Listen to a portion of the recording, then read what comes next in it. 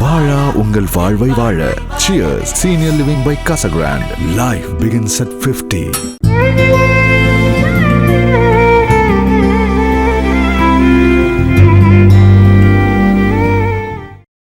हरे राम राम राम हरे हरे.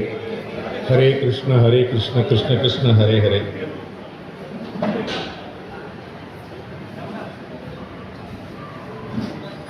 அஞ்சிலே ஒன்று பெற்றான் அஞ்சிலே ஒன்றை காவி அஞ்சிலே ஒன்றாராக ஆர்விற்காக ஏகி அஞ்சிலே ஒன்று பெற்ற அணங்கை கண்ட அயலாரூரில் அஞ்சிலே ஒன்றை வைத்தான் அவனை எடுத்து காப்பான். எங்கள் வாழ்வும் எங்கள் வளமும் மங்காத தமிழென்று சங்கே வழக்கம். அருமைக்குரிய நண்பர்களே, இந்த அற்புதமான ஒரு மார்கழி பொழுதில் உங்களை சந்திப்பதில் மிகுந்த மகிழ்ச்சி. நான் ஆன்மீக சொற்பொழிவுலாம் பண்ணுவேனா அப்படின்னு எனக்கு இப்போ தான் தெரியும்னு தலைவர் சொன்னார். எனக்கே இப்போ தான் தெரியும். அது வேண்டாம், அது இப்படி தான் உத்தரவு. அப்படி தலைவர் அப்படிங்கிறனால சில விஷயம் தெரியும், சில விஷயம் தெரியாது. அதனால தான் தலைவராக இருக்க முடியும்னு வச்சுக்கோங்களேன். எல்லா விஷயமும் தெரிஞ்சுட்டு எல்லா விஷயமும் தெரிஞ்சுட்டா அப்புறம் நம்ம கவர்னர் ஆக்கிற வேண்டியதான்.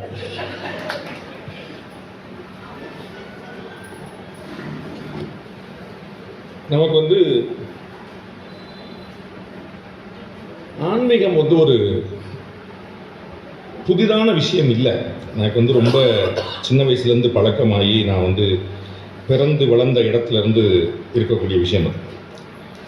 ஆசிரியர் திரு வீரமணி அவர்களை நான் பேட்டி எடுத்தேன். அப்போ பேட்டி முடிஞ்சவுடனே அவர் மகிழ்ச்சியாக தான் இருந்தார். அதுக்கப்புறம் நிலைமை ரொம்ப மாறி போச்சு. பேட்டி முடித்தவுடனே அவர் ரொம்ப மகிழ்ச்சியில் நீங்கள் எந்த ஊர் தம்பி அப்படின்னு கேட்டார். நான் சொன்னேன், ஸ்ரீவில்லிபுத்தூர்லேருந்து வந்திருக்கிறேங்க அப்படின்னு சொன்னேன். அப்படியே விட்டுருந்தேன்.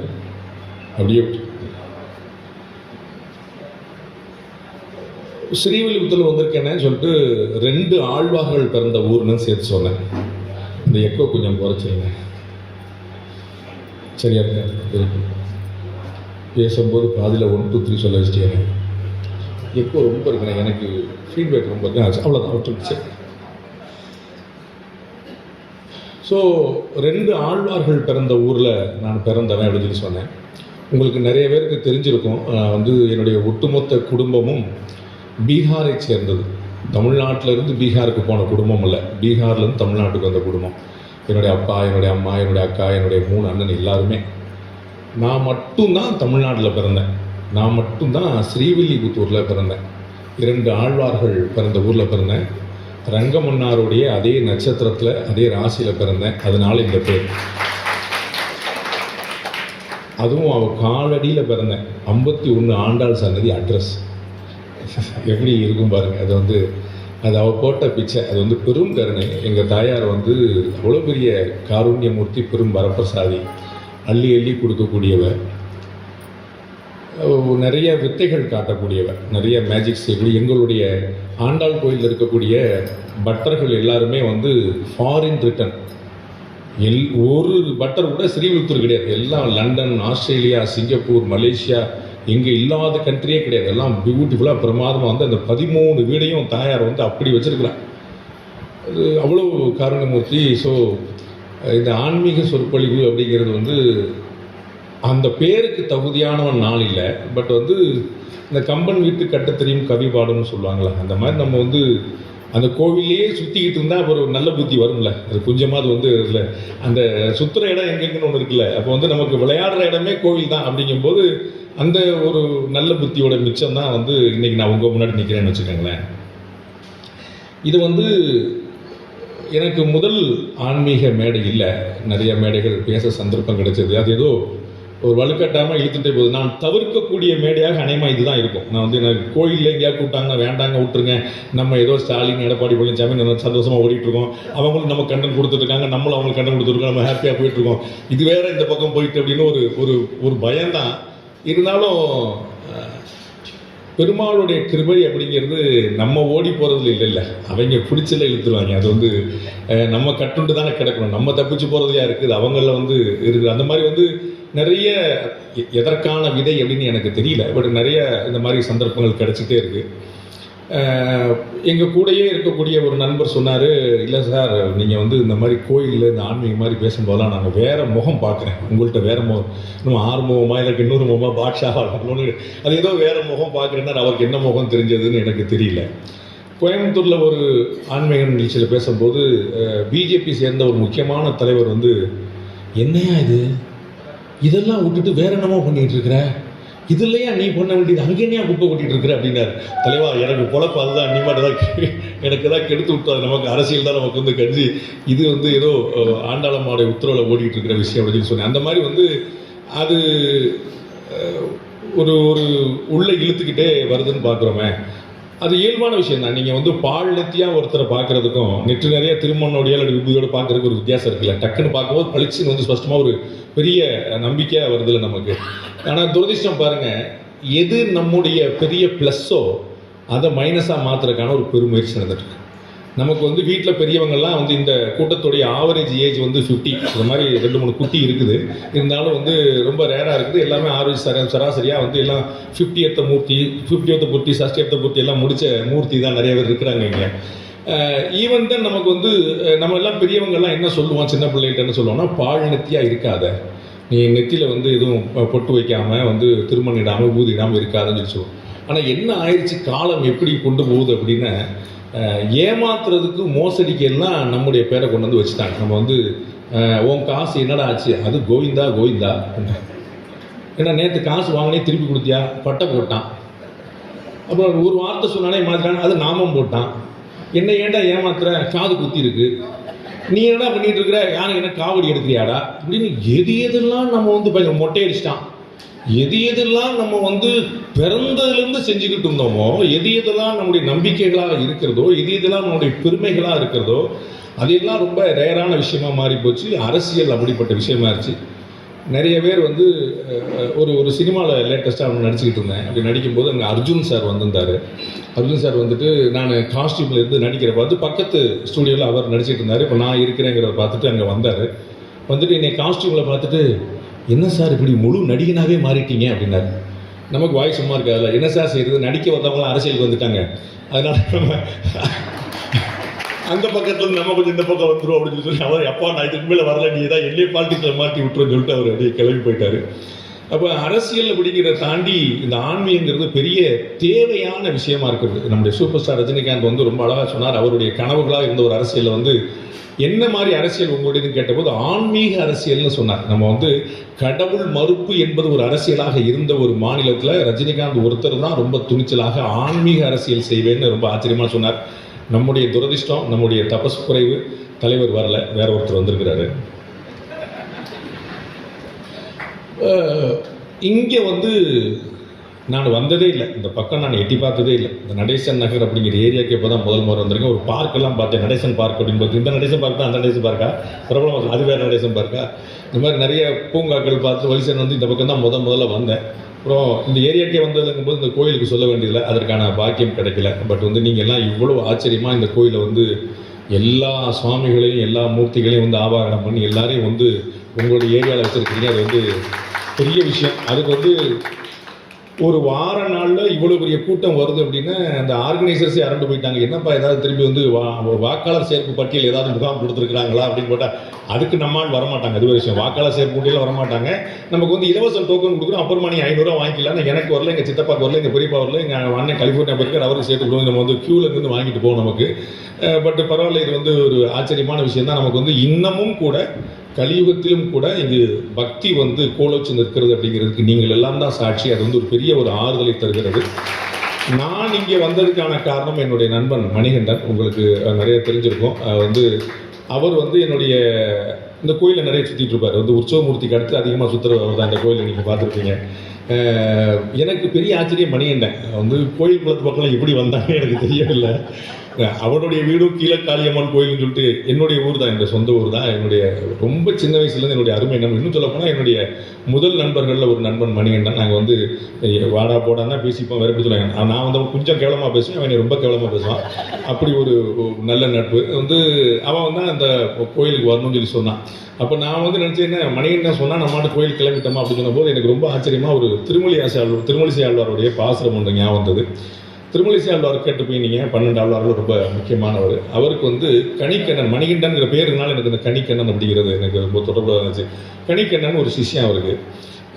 அவர் வந்து ராஜா வந்து அந்த கணிக்கண்ணன் மேலே கோச்சிக்கிட்டார். என்னை பற்றி நீ எதுவும் பாட மாட்டேன், ஒன்றும் செய்ய மாட்டான்னு சொல்லிட்டு கணிக்கண்ணனை நாடு கடத்துறாரு. அந்த காஞ்சிபுரத்தில் இருக்கக்கூடிய கட்சியை ராஜ்யத்தில் இருக்கக்கூடியவர் வந்து எஸ்கேப் ஆகி ஓடி போய் மூஞ்சிலே முடிக்கூடாது, நாட்டிலே இருக்கக்கூடாதுன்னு கணிக்கண்ணனை சொல்லிடுறாரு. கணிக்கண்ணனை சொன்ன உடனே அவருடைய குருநாதருடைய திருமலிசை ஆழ்வார் ரொம்ப கோச்சிக்கிறார். கணிக்கண்ணன் கிளம்பி போயிட்டான், அப்போ நான் என்ன பண்ண போகிறேன், நானும் கிளம்பி போகிறேன் அப்படின்றார். அவர் கிளம்பி போனால் பரவாயில்ல, நான் கிளம்பி போகிறேன், பெருமாளே நீ உன் பாயம் மடிச்சுட்டு கிளம்பு, நீ வா போலான்னு பைனாக பாம்பை சுருட்டி கோல் அப்படின்னு அவர் படுத்தெடுக்கார் பேசாம. அவர் வந்து கிளம்பு அப்படின்றாங்க. ஏன்னா நான் திருமலிசை ஆழ்வார், நான் இல்லை, உனக்கு இங்கே என்ன வேலை, கிளம்பு. எனக்கு என் சிஷ்யன் கணிக்கண்ணன் இல்லை, அவன் கிளம்பினான், அவன் இல்லை நான் கிளம்புறேன், நான் இல்லை நீ கிளம்பு அப்படின்னு சொல்லிட்டு அவருக்கு வந்து உத்தரவே போட. ரொம்ப ஆச்சரியமான பாட்டு பாருங்க. கணிக்கண்ணன் போகின்றான் காமருக்கும் வச்சு மணிவண்ணா நீ கிடக்க வேண்டாம், துணிவன்று சென்னா புலவன் யான் செல்கின்றேன், நீயும் உந்தன் பைனாக பாய் சுருட்டி கொள்வோம், பாம்பு பாயை சுருட்டிக்கிட்டு கிளம்பு. இந்த உத்தரவு வேறு யாராவது போட முடியுமா? இந்த உத்தரவு யாராவது போட முடியுமா? பாசம் இருக்கிற இடத்துல தான் போட முடியும். அப்படி என்னுடைய மாப்பிள்ளை வந்து மணிகண்டன் போட்டு ஒரு பாசம் உத்தரவு போட்டாரு. வாடா கிளம்பி அப்படின்னாரு. வந்துட்டேன். நமக்கு வந்து பெருமாளே நம்ம சுருட்டும் போது நம்மளாம் ஏமாத்துறதுக்கு அப்படின்னு நம்ம வந்து பார்க்குறோம். மார்கழி மகிமை அப்படின்னு பேச சொல்லி உத்தரவு. மார்கழி மகிமை அப்படின்னா பூ எப்படி வாசம் வீசும் அப்படின்னு பூக்காரம்மாட்ட நாம சொல்றது மாதிரி, அதுதான் வந்து மார்கழியோட மகிமை. அது எல்லோருக்கும் தெரிஞ்ச விஷயம். நம்முடைய ஸ்ரீதரன் சார் இப்போ சொன்னாங்க, விட்டுருந்தாங்கன்னு அவர் ஒரு பெரிய சொற்பொழிவு பண்ணுவார். பயந்து போய் சார் வந்து இல்லைங்க இன்னைக்கு பாண்டிய சொற்பொழிவு தான் போட்டு நீங்கள் ஸ்ரீதர் சொற்பொழிவு நினைச்சிட்டாங்க சொல்லிட்டு அவர் போனார். ஏன்னா அவ்வளோ விஷயம் அதில் உள்ள இருக்குது. அது வந்து இங்கே இருக்கக்கூடிய எல்லாருமே பேச தகுதியானவர்கள், பேசுவீர்கள் எனக்கு தெரியும். அதனால தான் எனக்கு கொஞ்சம் பயம். நமக்கு ஏரியாவிலங்கிறது வேற, நம்ம ஏரியாவில் நான் தாதா, நம்ம வந்து அங்கே அப்படி இங்கே கூட்டு வந்ததுனால வந்து கொஞ்சம் யோசிச்சு பார்த்து நம்ம வந்து பேச வேண்டியிருக்கு. நம்ம இப்போ மார்கழியோட மகிமை வந்து ரொம்ப 12 மாதங்களில் உள்ளே விசேஷமான மாதம் அதுதான் அப்படின்னு சொல்கிறான். நமக்கு வந்து 12 மாதமும் நல்ல மாதங்கள் தான், நல்ல திருநாள் தான். இந்த கோயிலில் நீங்கள் பார்த்துருப்பீங்க, எல்லா சுவாமி எல்லாம் பெருமாள் இருக்கிறதுனால டெய்லி நித்திய உற்சவம் தான். அதில் வந்து குழப்பம்ல. நீங்கள் வந்து ஸ்ரீரங்கத்தில் பெருமாளாக இருக்கட்டும், திருப்பதியில் பெருமாளாக இருக்கட்டும், எங்கள் அம்மா தாயாராக இருக்கட்டும், பார்த்தீங்கன்னா நித்திய உற்சவம் தான். டெய்லி ஒரு உற்சவம் தான். எல்லா மாதத்துலேயும் ஒன்று இருக்கும். மார்கழி மாதத்தில் ஒன்று இருக்கும், ஆடி மாதத்தில் ஒன்று இருக்கும், தை மாதத்தில் ஒன்று இருக்கும், சித்திரை மாதத்தில் ஒன்று இருக்கும். இல்லாத மாதமே கிடையாது, எல்லாத்துலேயுமே இருக்கும். அப்போ எல்லா மாதமுமே நல்ல விஷயங்கள் இருக்குது அப்படின்னு பார்க்கும்போது நம்ம சித்திரை விசு பார்க்குறோம், ஆடி தபசு பார்க்குறோம். எல்லா மாதத்துலேயும் ஒரு நல்ல நல்ல விஷயம் இருக்கும்போது அப்படி என்னப்பா மார்கழி அப்படின்னா எல்லா மாதத்துலேயும் ஒவ்வொரு நாள் விசேஷமாக இருக்கும். மார்கழி மாசமே விசேஷமா இருக்குன்றான். ஒட்டுமொத்த மாசம் அப்படி சேர்ந்துன்றான், ஒரு ஃபுல் ஹோல் மந்த். இது யார் சொல்றா அப்படின்னு நம்ம யோசிப்போம். மார்கழி மாசம் சூப்பருங்க அப்படின்னு யார் சொல்றா அப்படின்னா, நமக்கு வந்து எப்பயுமே முன்னாடி ஒரு விளம்பரம் பார்த்துருப்பீங்க, பிரீத்திக்கு நான் கேரண்டி அப்படின்னு ஒரு இது. அந்த அம்மா எங்கே போச்சுன்னு தெரியல, அந்த பிரீத்தி இன்னொன்று தான் இருக்கு. நம்ம வந்து கார் வாங்க விற்க ஏன்ட்ட வாங்க அடிப்பாங்க, கார் அங்கே இருக்கு அவரை காணும். அப்போ என்ன மேட்ரு அப்படின்னா, எந்த ஒரு விஷயமாக இருந்தாலும் அதற்கு சர்டிஃபை பண்றவங்க யாருன்னு பார்க்க வேண்டியது. நம்ம வந்து இவன் நல்லவன் அப்படின்னு சொல்லி சொன்னா சொல்றவன் யாருன்னு பார்க்கணும். அவன் 1ஆம் நம்பர் திருடனான் தானே. 1ஆம் நம்பர் திருடன் ஒருத்தன் வந்து நல்லவன் சொன்னான்னு அவன் எப்படி நல்லவனா இருப்பான்? இல்லாட்டி அவங்க கேட்டகரியில் நல்லவங்கிற என்னங்கிற நீங்க பார்க்கணும்ல. அப்படி ஒரு நம்ம வந்து ஒரு புது கேட்டகரி வந்து நான் வந்து கிரியேட் பண்ணியிருக்கேன். அது நிறைய இடத்துல சொல்றேன், உங்களுக்கும் தெரியணுங்கிறக்கா உங்களுக்கு சொல்றேன். இந்த நல்லவன் அப்படிங்கிறதுக்கான இலக்கணம் என்ன அப்படின்னா, அரசு ஊழியர்கள்லையோ அரசியல்வாதிகள்லையோ ஒருத்தன் காசு வாங்கிட்டான், அவன் எந்த காரியமும் செய்யலை அப்படின்னா அவன் அயோக்கியம். காசு வாங்கிட்டு செய்யலை சார், ஏமாத்திட்டான் சார், மோசடி பேர்வழி சார். ஒருத்தன் காசு வாங்கிட்டா செஞ்சுட்டான், நல்ல மனுஷன் சார், வாங்கின காசு கரெக்டாக செஞ்சு கொடுத்துருவோம். நீங்கள் அப்படி தப்பாக நினைக்காதீங்க. பேச்சு வந்து கையை உனக்கு மாறி மாறிடு. காசு வாங்கினா கரெக்டாக செய்யணும். அப்போ நமக்கு ஒரு டவுட் வரும், காசு வாங்கிட்டு செய்யாதவன் கெட்டவன், காசு வாங்கிட்டு செஞ்சவன் நல்லவன். அப்போ காசே வாங்காத ஒருத்தர் இருப்பானே அவன் இழிச்சவன். உங்களுக்கு புரியுங்களா? அது வந்து வேற, அது வேற கேட்டகரி. அது ஐயோ பாவம் இங்கே பார்த்துட்டு இருக்கு, அது இதுக்கு என்ன செய்யப்படுது, அதுக்கு வந்து பிழைக்க தெரியாது. அவ்வளோ அவங்க பிழைக்க தெரியாதுன்னு உலகம் சொல்லாது, வீட்டுக்காரமாவே சொல்லும். வீட்டுக்காரமே சொல்லும், அவன் எப்படி இருக்கான், உன்னை கட்டி நான் என்ன சுகத்தை கண்டேன், நீதியா நேர்மையா நாட்டாம படத்தில் நடிக்க வேண்டியவங்களாம் இங்கேட்டா வந்தீங்க அடிமை. உங்களுக்கு அது ஒரு பெரிய ஒரு காமெடியாக இருக்கும். அப்போ சர்டிஃபை பண்றது ரொம்ப முக்கியமா இருக்கு. யாருக்கு யார் சர்டிஃபை பண்றது அப்படின்னு. அப்போ மார்கழி மாசம் உள்ளதுலேயே சிறந்தது, மார்கழி மாசம் மொத்தமுமே சிறந்தது யார் சர்டிஃபை பண்றா அப்படின்னா சாக்ஷாத் கண்ணனே சர்டிஃபை பண்றான். நான் சொல்றேன் 12 மாதம் சிறந்தது அப்படின்னு. 12 மாதத்துல மார்கழி சிறந்தது. அதை விட ஒரு ஆச்சரியமான விஷயம் சொல்றாங்க. 12 மாதத்துல மார்கழி சிறந்தது இல்லை, நானே மார்கழி மாதம். அது எப்படி யூஸ் பண்ணுங்க. கண்ணன் பெரிய பட்டியல் போடுறான். அது கீதையில் வந்து ஒரு பெரிய பாக்கியம் என்ன கிடைச்சது. எங்களுடைய தினத்தந்தியுடைய அதிபர் வந்து சிவகாசியில் ஒரு பியூட்டிஃபுல்லான பகவத்கீதை புக்கு, நைட்டிங்கேலுடைய பப்ளிகேஷனு, நல்லா பெருசாக வந்து ஒரு இடுப்பள உயரத்துக்கு இருக்கும், நல்லா பெருசாக இருக்கும், ரொம்ப ஜெர்மன் பேப்பரு, ஜப்பான் பிரிண்டிங்கு, ரொம்ப பியூட்டிஃபுல்லான காப்பி, ரொம்ப ஸ்பெஷல் எடிஷன். அது ஒரு அப்பயே நான் வந்து ஒரு 8-10 வருஷம் முன்னாடி 35,000 ரூபா அந்த கீதை புக்கு. அது வந்து இங்கே எம்டி அவங்களுக்கு வாங்கினாங்க. பார்த்தோன்னே பாண்டே நீங்கள் பயங்கர தத்துவமாக பேசுவீங்களே அப்படின்னு சொல்லிட்டு நமக்கு ஒன்று கொடுத்தாங்க. அவங்க ரூமில் ஒன்று இருக்குது. அதனால் வந்து கீதை நம்ம ரூமில் இருக்குதே, அதை படிக்காமல் போனால் அந்த பாவம் செய்யுமேனு ஒவ்வொரு நாளைக்கு ஒவ்வொரு பக்கமாக புரட்டிகிட்டு இருக்கிறேன். அப்படி புரட்டினதில் ரொம்ப 16வது அத்தியாயம் வந்திருக்கிறேன். அதில் ரொம்ப ஆச்சரியமான நிறைய விஷயங்கள் இருக்குது. அதில் வந்து 10வது அத்தியாயத்தில் 31லேருந்து 35 வரைக்கும், 31லேருந்து 35 வரைக்கும் ரொம்ப ஆச்சரியமான விஷயங்களை சொல்கிறார். நான் என்னவா இருக்கிறேன்னு, அது வந்து கீதை வந்து அதோடைய எளிய உரை வந்து இஸ்கானில் விட்டுருக்குறாங்க, கீதா பிரஸில் விட்டுருக்காங்க. தயவுசெய்து நீங்கள்லாம் படிக்கணும், பிள்ளைகளுக்கு சொல்லணும்னு நான் வேண்டுகோள் விடுப்பேன். கீதைக்கு பிறகு ஒரு புத்தகம் தேவையில்லைன்னு சொல்லுவேன். நீங்கள் வந்து வேறு எந்த புத்தகம், வாழ்க்கையில் நான் முன்னேறணும், படிக்கணும், தெரிஞ்சுக்கணும், சயின்ஸ் வேணும், ஞானம் வேணும், அறிவு வேணும், தெளிவு வேணும் அப்படின்னு நீங்கள் என்ன வேணும்னு நினச்சாலும் கீதைக்கு பிறகு ஒரு புத்தகம் தேவையில்லை. அவ்வளோ ஆச்சரியமான விஷயங்கள் இருக்குது. அறிவியலிருந்து, அதுலேயே அறிவியல்லையுமே ஃபிசிக்ஸ்லேருந்து பயாலஜிலேருந்து ஏகப்பட்ட விஷயம் இருக்குது. நான் வந்து ஒரு ஸ்லோகம், அந்த ஸ்லோகம் எனக்கு சான்ஸ்கிரிட்டில் இருக்கனால எனக்கு அவ்வளோ ஞானம் இல்லை. எங்கள் அப்பா பெரிய சான்ஸ்கிரிட் பண்ணிட்டு வாத்தியார் பிள்ளை மக்கள்னு சொல்லுவாங்கல்ல, அதனால் எனக்கு சான்ஸ்கிரிட் வாசிக்க கூட தெரியாது. எங்கள் அப்பா சான்ஸ்கிரிட்டில் பேசுவார், எங்கள் அப்பா பேசுவார், எங்கள் அக்கா பேசுவார், எங்கள் பெரியண்ணா பேசுவாங்க. 3 பேரும் சான்ஸ்கிரிட்டில் பேசுவாங்க, எழுதுவாங்க. நமக்கு வந்து தமிழே தத்திக்கணும், அப்புறம் சான்ஸ்கிரிட் நம்ம எங்கே போகிறது. அதில் ஒரு ஆச்சரியமான ஸ்லோகம் கீதையில் பார்த்தேன். இந்த உண்மையை, இந்த மாயை பொய் எப்படி மறைச்சிட்டு இருக்கும் அப்படின்னு ஒரு வரி சொல்றாங்க. அதுல கருவை பை மறைத்திருப்பது போல, கர்ப்பப்பை இது கருவை பை மறைத்திருப்பது போல. இது எத்தனை யுகங்களுக்கு முன்னாடி எழுதுனதுன்னு பார்க்கணும். கீதை வந்து நமக்கு வேற யுகம். நம்பாதவர்கள் நாங்கள் வந்து கார்பன் டேட்டிங் பண்ணி தான் சொல்லுவோங்கிற வரைக்கும் உள்ளவங்களுக்கு கூட 15,000-20,000 வருஷத்துக்கு முன்னாடி, உங்களுக்கு புரியுங்களா, நமக்கு வந்து வேற யுகம், லட்சக்கணக்கான யுகம். நீங்கள் 15,000 வருஷம் சும்மா ஒரு பேச்சுக்கு வச்சுட்டு ஒத்துக்கிட்டா கூட கர்ப்பப்பை அப்படிங்கிற ஒரு கான்செப்டும் அதுக்கு உள்ள கரு இருக்குங்கிறதையும் நீங்கள் கொஞ்சம் புரிஞ்சுக்க முடியுமான்னு யோசிக்கலாம். அப்போ அதை வந்து சொல்லுது, கருவை பை மறைத்திருப்பது போல. 2வது வரி, நெருப்பை புகை மறைத்திருப்பது போல. 3வது வரி இன்னும் பெரிய ஆச்சரியம், கண்ணாடியை தூசி மறைத்திருப்பது போல. நமக்கெல்லாம் சொன்னது கண்ணாடிங்கிறது சைனீஸ் ப்ராடக்ட், சைனாக்காரன் தான் கண்ணாடி கொண்டு வந்து கொடுத்துருக்குறான் அப்படின்னு. எங்கள் அம்மா உக்கமும் தட்டொலியும் தந்துவும் மணாலன்னு இப்போதைய இங்கிலாட்டம் சொல்லிட்டு தட்டொலி அப்படிங்கிறது கண்ணாடின்னு எங்கள் அம்மா அன்னைக்கே சொல்லி வச்சிருக்கா. தட்டில் முகம் பார்க்குறேன். இன்னைக்கு நீங்கள் சொல்லிட்டு போனால் கோயிலில் பார்க்கலாம், நல்ல பளபளன்னு தட்டு இருக்கும், அது நம்ம முகம் தெரியும். ஸோ தட்டில் முகம் பார்க்கறது ஒரு இருக்குது, அது கண்ணாடி. கண்ணன் சொல்கிறான் கண்ணாடியை தூசி மறைத்திருப்பது போல அப்படின்னு. அப்போ கண்ணாடி என்னைக்கு இருந்திருக்குங்கிறது பாரு. இப்போ நாம் வந்து அறிவியல் ஏதோ வந்து ஒரு 500 ஆண்டு சமாச்சாரம், ஒரு 1000 ஆண்டு சமாச்சாரம்னு பார்க்குறோம். இங்கே வந்து ஒரு ஃபிசிக்ஸ் இருக்குது, ஒரு பயாலஜி இருக்குது, ஒரு கெமிஸ்ட்ரி இருக்குது. இவ்வளோ விஷயத்தையும் கண்ணன் என்னைக்கே சொல்லியிருக்கான். அவ்வளோ பெரிய ஆச்சரியம் கீதைகளை வந்து சொல்லிக்கிட்டே போகிறான். அப்படி தான் இந்த 10வது அத்தியாயத்தில் 31-35 வரைக்கும் நிறைய விஷயங்களை பட்டியல் போடுறான். தூய சக்திகளில் நான் காற்றாக இருக்கிறேன் அப்படின்னா, பஞ்சபூதங்களில் நான் காற்றாக இருக்கிறேன் அப்படின்னா, எனக்கு காற்றுக்கு மட்டும்தான் இடத்துக்கு ஏறுற மாதிரி வேகத்தை மாற்றிக்கிற தன்மை உண்டு. அந்த காற்றே தென்றலாக இருக்கும், அந்த காற்றே புயலாக இருக்கும், அந்த காற்றே வீசும், அந்த காற்றே அழிக்கும். அது எல்லாமே வந்து அந்த காற்றுக்குரிய தன்மை. கடவுள், பெருமாள், சுவாமி, நான் தான் எல்லாம் அப்படிங்கிறத ரொம்ப தெளிவாக நான் வந்து இந்த தூய சக்தி, தூய்மைப்படுத்தும் சக்திகளில் நான் காற்றாக இருக்கிறேன்னு சொல்கிறேன். வீரர்களில் ராமனாக இருக்கிறேன். வாரியர்ஸ், வீரர்களில் அம்பு விடுறதுல எதிர உட்காந்து கேட்டுருக்கிறான். வில்லுக்கோர் விஜயன் இல்லையா, அவன் எதிர உட்காந்து கேட்டுருக்கிறான்.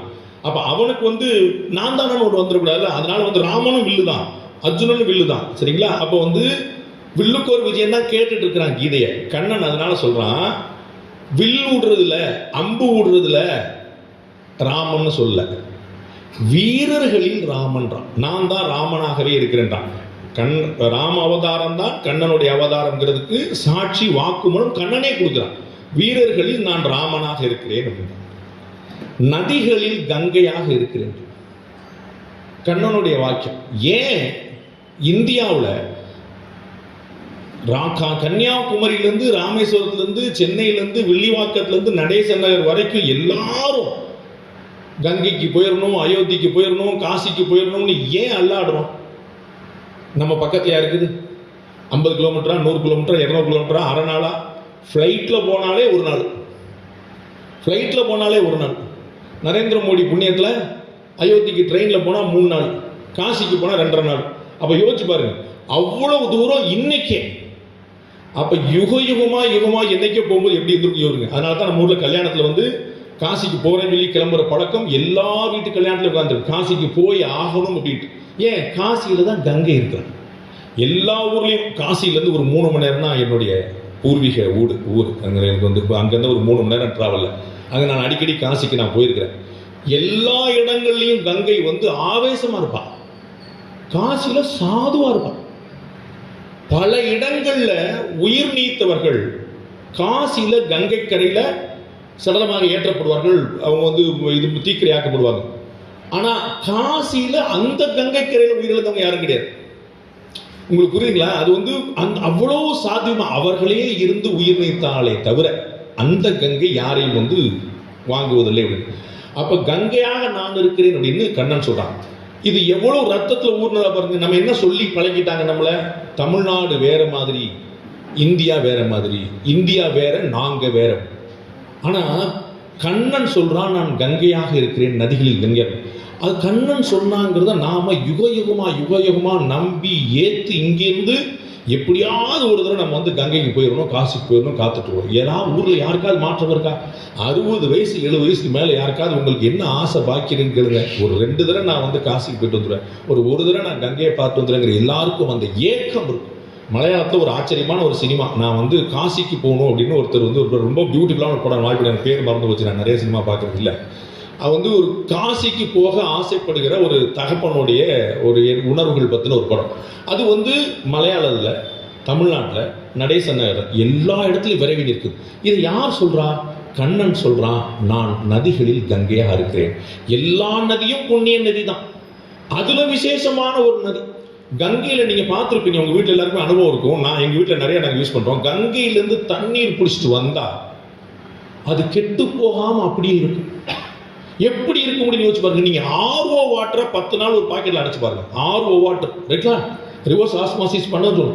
அதை எடுத்து ஒரு 10 நாள் வச்சு பாருங்க, கலர் மாறி உள்ள சரசரன்னு ஒரு பூச்சி நம்மள மாதிரி வந்து நிற்கும், புழு வந்து நிற்கும். மற்ற வாட்டர் பத்தி கேட்க வேண்டியதே இல்லை.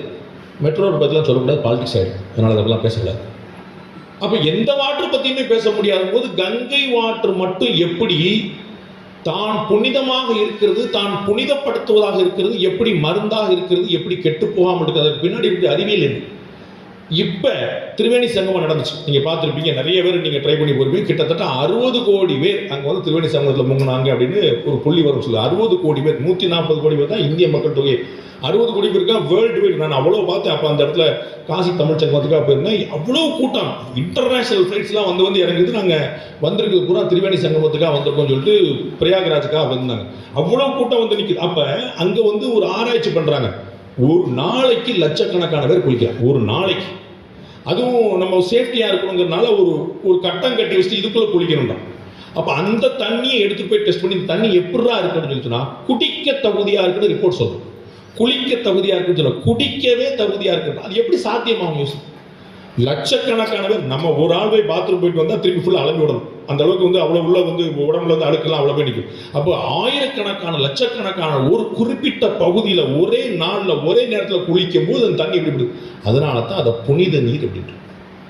அது வந்து ஒரு நம்ம வந்து பைப்பில் குடிக்கிற தண்ணீரும் கோயிலில் கொடுக்குற தீர்த்தமும் ஒன்றும் இல்லை இல்லையா?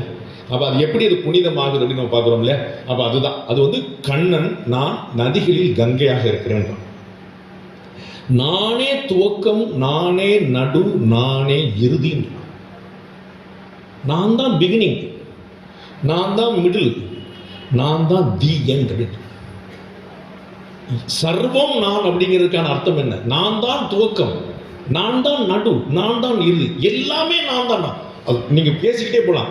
அறிவியல்ல நான் என்னவா இருக்கிறேன்னா தன்னை அறிதலாக இருக்கிறேன். தன்னை அறிதல் அறிவியலான்னு இன்னைக்கு கொடுக்குறவங்க ஏற்றுக்கிடுவாங்களான்னு யோசிக்கணும். அறிவியலில் எப்படிப்பட்ட விஷயம் பாருங்க. அறிவு அப்படிங்கிறது எதுக்கு தேவைப்படும் அப்படின்னா ஞானத்துக்கு தேவைப்படும்ன்றான். அறிவு என்பது அடுத்த கட்டத்துக்கு நகர்த்தினால்தான் பிரயோஜனம். அறிவுக்கான அர்த்தம் பணம் சம்பாதிப்பதில்லை, ஞானம் சம்பாதிப்பது. அப்ப அறிவு இருக்குது அப்படின்னா என்ன அர்த்தம்? அடுத்த கட்டத்துக்கு நகரும். அது எங்க? ஞானத்துக்கு நகரும். ஞானம்னா என்ன? தன்னை அறிதல். நான் யாரு, நீ யார், இந்த உலகம் என்னன்னு தெரிந்து கொள்ளுதல். அப்ப சயின்ஸ்ல நான் என்னவா இருக்கிறேன் அப்படின்னு சொல்லி சொன்னா அறிவியலில் நான் தன்னை அறிதலாக இருக்கிறேன். ஆகப்பெரிய தத்துவம் என்ன? அறிவியல் எல்லாத்தையும் இன்னைக்கு பாருங்க, காட் பார்ட்டிகல் ஒன்று கண்டுபிடிக்கிறான்.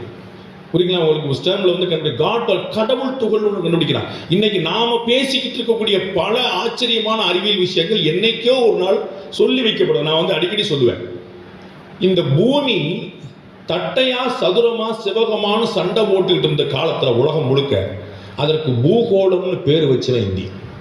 கோலம்னா என்னங்க?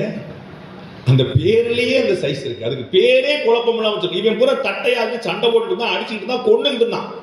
இது சப்பட்டையா தான் இருக்கு. இங்க பாரு, பஸ் போது பாரு, இதே கார் போது சப்பட்டையா தான் இருக்கு. இல்லடா இது வந்து கோலம்னா இன்னும் சொல்ல போனா சரியான உருண்டையும் கிடையாது, அது முட்டை வடிவிலானது. ஆக்சுவலா பாத்தீங்கன்னா இப்படி வந்து ஓவல் சைஸ்ல இப்படி இருக்கும், அதான் பூகோளம். அப்ப எந்த யுகத்துல பேர் வச்சிருக்காங்க பாருங்க. அப்ப அறிவியல் இவர்களுக்கு என்னவென்று தெரிவதற்கு முன்னாலேயே ஒரு கணையாளியில ஒரு ஆச்சரியமான வரி உண்டு, நான் சில இடங்களை மேற்கோள் காட்டுவேன். அது வந்து இந்த இடத்துல இந்தியர்களுக்கும் நமக்கும் பொருந்தும். உங்களுடைய அற்புதங்கள் எனக்கு அற்பமானவை, உங்களுடைய அற்புதங்கள் எனக்கு அற்பமானவை, என்னுடைய அற்புதங்கள் உங்களுக்கு அறிமுகமே ஆகாதவை என்றான். இது இந்தியா உலகத்தை பார்த்து சொல்லக்கூடிய விஷயம். நம்முடைய ஞானம், நம்முடைய ஞான பரம்பரை, அறிவு, இந்த தெளிவு, இது வந்து உலகத்துக்கே தெரியாத விஷயம், உலகத்துக்கு புரியாத விஷயம். ரொம்ப துரதிர்ஷ்டம் என்ன, நம்ம இந்த வெஸ்டர்னைசேஷன் மூலமா, குளோபலைசேஷன் மூலமா நாம பூரா அந்த பக்கம் இன்ஃப்ளூயன்ஸ் ஆகி வந்துட்டு இருக்கோம். அவன் அங்கேருந்து மொட்டை அடிச்சுட்டு குடிமி வச்சுட்டு பஞ்சகச்சம் கட்டிட்டு இஸ்கான்ல சேரன்னு அவன் கிளம்பி வந்துட்டு இருக்கோம். அப்படி நான் இப்போ சமீபத்தில் அமெரிக்கா போயிருந்தேன் ஒரு 5 நாள். அதில் ஒரு ஆச்சரியமான இடம் பார்த்தேன், செய்தியாக்க சொல்லியிருக்கேன். ஒரு சர்ச் தேவாலயம் ஒரு இந்துக்களின் கோவிலாக மாற்றப்பட்டுள்ளது. கலிபோர்னியால ஒரு சர்ச் கண்ணால பார்த்து வந்தேன். ஒரு சர்ச் அது சாதாரணமாக விலைக்கு வாங்கி மெதுமெதுவா எல்லா விஷயங்களும் பண்ணி சட்டப்பூர்வமாக லீகலா எல்லாம் தெளிவு பண்ணி கோவிலாக மாற்றப்பட்டிருக்கு. அங்கே பெரும் கூட்டம் கூடிக்கொண்டிருக்கு. நம்முடைய இந்துக்கள், தமிழர்கள் மட்டுமல்ல, எல்லோரும் வருகிறார்கள். அப்ப அவர்களுக்கு நம்முடைய மகிமை தெரிகிறது, நமக்கு தெரியாம ரொம்ப பெரிய குழப்பத்திருக்கும். அப்ப அறிவியலில் தன்னை அறிதலாக நான் இருக்கிறேன். தன்னை அறிதல் தான் அறிவின் உச்சம், ஞானத்தின் உச்சம்னு கண்ணன் சொல்லி நிற்கிறான். எழுத்தில் அகரமாக நிற்கிறேன். யோசிச்சு பாருங்க, எழுத்தில் நான் அகரம், நான் தான் அல்பபெட்ல ஏ அப்படின்னு கண்ணன் சொல்றான். அகரம் முதல எழுத்தெல்லாம் அப்படின்னு வள்ளுவர் சொல்றார். இது எங்க வந்து நீங்க கீதையில சொல்லக்கூடிய விஷயம் வள்ளுவன் சொன்ன விஷயம் முன்னாடியே கீதையில. கொஞ்சம் யோசிச்சு பாருங்க எப்படி காயினேஜ் இருக்கு பாருங்க. அப்ப எழுத்தில் நான் வந்து அகரமாக இருக்கிறேன் அப்படின்னா, காலத்தில் நான் அழியாதவனாக இருக்கிறேன் அப்படின்னா. ஏன்னா காலம் அப்படிங்கிறது நிமிஷம், நேரம், நாள், நாளிகை, மாசம், வாரம், வருஷம் அப்படி போயிட்டே இருக்குல்ல. அப்ப காலத்துல நீ என்னவா இருக்க அப்படின்னா, நான் 10 நாளா இருக்கிறேன் அப்படின்னா 11ஆம் நாள் வந்து முடிஞ்சிடும். 10 மாசமா இருக்கிறேன்னா 11ஆம் மாசம் முடிஞ்சிடும். 10 வருஷமா இருக்கிறேன்னா 16 வருஷம். அப்ப there is an end. இன்னொரு காலத்துல நான் அழியாததாக இருக்கிறேன். டைம்லெஸ் டைம் சுத்திட்டு ஒட்டுமொத்த காலமாகவே நான் தான் இருக்கேன். முந்தின வரை கொஞ்சம் யோசிச்சு பாருங்க. பிகினிங்காகவும் இருக்கிறேன், மிடில்லையும் இருக்கிறேன், எண்டாகவும் இருக்கிறேன். நான் காலனாகவும் இருக்கிறேன். அதான் காலமாகவும் இருக்கிறேன், அழியாத காலமா இருக்கேன்னு சொல்றேன். நான் தான் மரணம் அப்படின்றான் Kannan. I am the death அப்படின்றான். நான் தான் மரணம், நான் தான் அழிப்பவன், நான் தான் கரு, உருவாக்கணும் நான் தான். ஸ்லோகங்களில் காயத்ரி, கீதையில கண்ணனுடைய வாக்கியங்கள், இதெல்லாம் அவருடைய வாக்குமூலங்கள். வாக்கியங்கள் வச்சுக்கோங்க, வாக்குமூலம் வச்சுக்கோங்க, பிரமாணம் வச்சுக்கோங்க. ஸ்லோகங்கள்ல நீ யாருன்னா நான் தான் காயத்ரி மந்திரம்.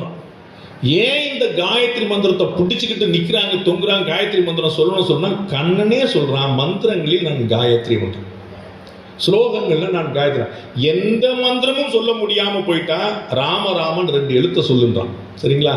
எந்த ஸ்லோகங்களும் தெரியாம போயிடுச்சுன்னா ஒரு காயத்ரி மந்திரமா சொல்லுன்றான். இது 4 வார்த்தை சொல்ல போயிட்டா போதும், அது நமக்கு எல்லாத்தையும் கொடுக்கும்னு நான் சொல்ல, கண்ணனே சொல்றான். ஸ்லோகங்களில் காயத்ரி காலங்களில் நான் வசந்தம், ஸ்பிரிங்.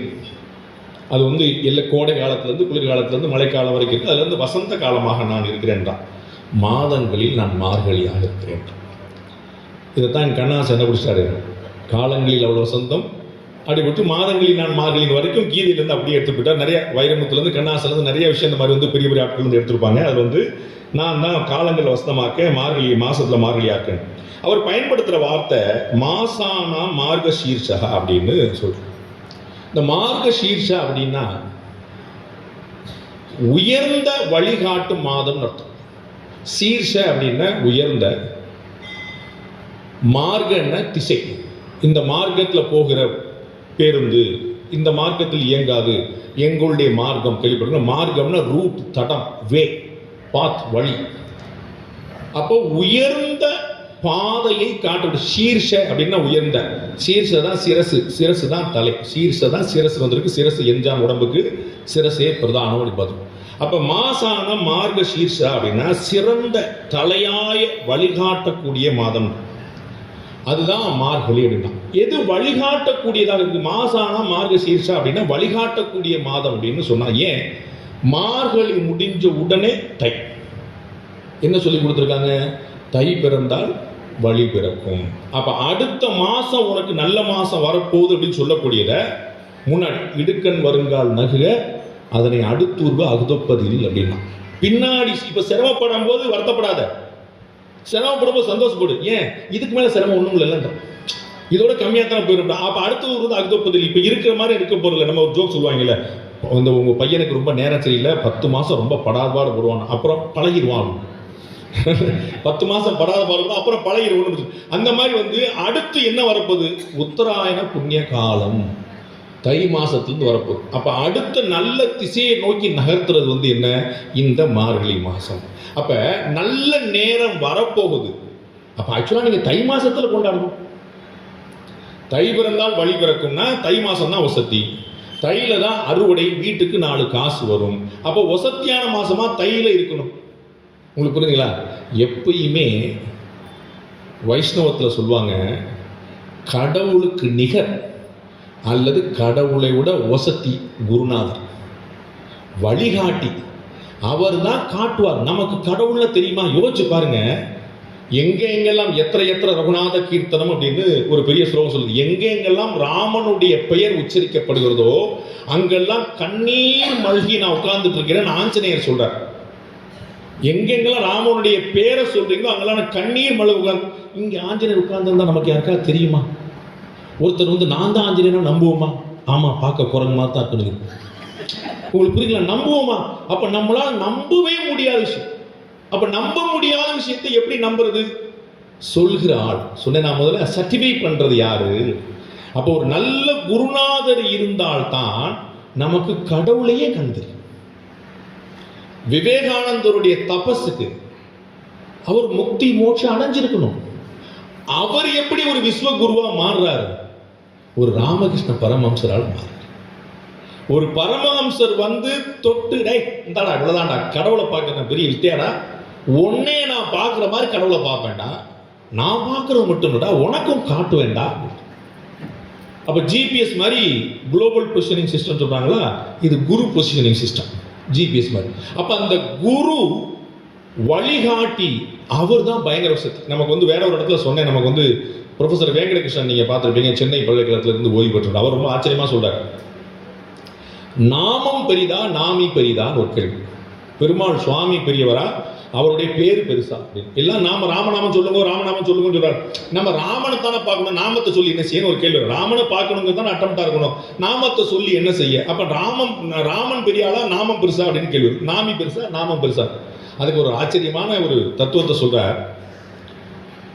நாமியை விட நாமம் தான் பெரிது, அந்த ஆளை விட அந்த பேர் தான் பெரிது. எப்படி அப்படின்ற, நமக்கு வந்து சென்னையில் போலீஸ் கமிஷனர் இருக்கிறார். சென்னை போலீஸ் கமிஷனர் இருக்கிறார். அவருக்கு நமக்கு எந்த பழக்கமும் இல்லை. ரோட்டில் போலீஸ் பிடிச்சிடுறாரு நம்மளை. பிடிச்சது ஏட்டையா. அவர்கிட்ட நம்ம கமிஷனர் எனக்கு ஃப்ரெண்டு அப்படின்னு சொல்லுவோம். போய் தான் சொல்கிறோம். அவர் கமிஷனர் உங்களுக்கு ஃப்ரெண்டா? சாரி சார் போயிட்டு வாங்க. உங்களுக்கு புரியுங்களா? கௌரவமான போலீஸாக இருந்தால் பிடிச்சிடுவார், கமிஷனர் வர சொல்ல அப்படின்னு சொல்லுவார். இப்போ நம்மளை மாதிரி போலீஸாக சொல்லுவார், கமிஷனர் பண்ண நமக்கு எதுக்குடா பிரச்சனை? உங்களுக்கு புரியுங்களா? எனக்கு இவரை தெரியும், எனக்கு அவரை தெரியும், நான் யார் தெரியுமா? உங்களுக்கு பிடிச்சிங்களா? நான் ஏடிஎம்கே எவ்வளோ பெரிய ஆள், நான் டிஎம்கே எவ்வளோ பெரிய அப்படின்னு ஏதோ ஒரு பேரை ரெஃபர் பண்ணுறோம். அப்போ கமிஷனர் அந்த இடத்துல வரலை, கமிஷனருடைய பேர் அவனை விடுதலை வாங்கிக்கிறது. அப்போ நாமம் பெருசா நாமி பெருசா அப்படின்னு நாமம் தான் பெருசு, அவனுடைய பேர் தான் பெருசு. அப்போ இந்த நாமத்தை சொல்லித்தர்றது யாரு? எந்த நாமத்தை சொல்லணும், எப்போ சொல்லணும், எப்படி சொல்லணும் அப்படின்னு நமக்கு வழிகாட்டுறது யாரு? குருநாதர். அந்த குருநாதராக இருப்பது தான் இந்த மார்கழி மாசம்ன்றான். பின்னாடி வரப்போகிறது என்னது அப்படின்னு இப்போ நீ ரெடியானா தான் பண்ண முடியும். யோசிச்சு பாருங்க, நாளை காலையில் உங்களுக்கு 10,000 கோடி ரூபாய் காசு கிடைச்சா என்ன செய்வீங்க? 10,000 கோடிக்கு எத்தனை செய்வதுன்னு தெரியாது. அதுக்கெல்லாம் 1,76,000 கோடியை நீங்க பார்த்துருக்கணும், பார்க்கல. அப்ப என்ன செய்வீங்க? 10,000 கோடிக்கு 1, 10, 100, 1000, அதுக்கு 4 தான் வருது. 10,000 கோடியா 1000 அப்படின்னு நம்பி போயிட்டே இருக்கு. உங்களுக்கு புரியுங்களா? அப்ப 10,000 கோடி அப்படின்னு ஒரு அமௌண்ட் வந்தா அதை என்ன கூட தெரியாது, அதை வைக்க கூட தெரியாது. கொடுத்தவன்ட்டே கேட்போம், இது நான் என்ன செய்யறதுன்னு தெரியல, எப்படி இங்கே பத்திரமா எங்கேயா வச்சிருக்க முடியுமா, நீயே வச்சுருக்க, வட்டி வேணா கொடுக்குறியா அப்படின்னு 10,000 கோடி அவனுக்கு கொடுத்து வட்டி வேணா கிடைக்கும். we cannot handle it. அப்ப கடவுளே பிரத்யட்சமா இறங்கினாலும் அவரை ஹேண்டில் பண்றதுக்கு நமக்கு தெரியாது. அதற்கு நம்மை தயார்படுத்தக்கூடிய மாதம் தான் இந்த மார்கழி மாதம்.